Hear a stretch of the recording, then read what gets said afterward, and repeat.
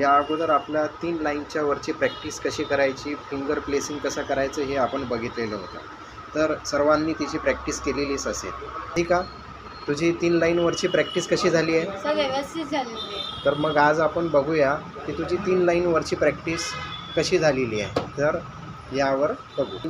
Bubbles या गेमच्याद्वारे हिने practice कशी केली. आता तुम्ही बघू शकता की प्रत्येक वर्ड्स हा फ्लाइंग बबल्सच्याद्वारे येत आहे आणि ही परफेक्टली त्या पद्धतीने टाईप करत आहे आणि स्ट्रोकसुद्धा प्रॉपरली टाईप करत आहे.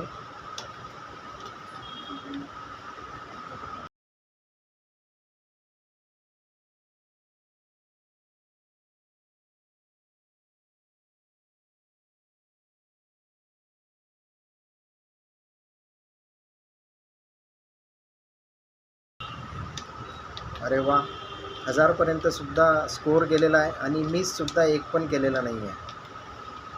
तर अशा पद्धतीने राधिकाने खूप छान पद्धतीने प्रॅक्टिस केलेली आहे.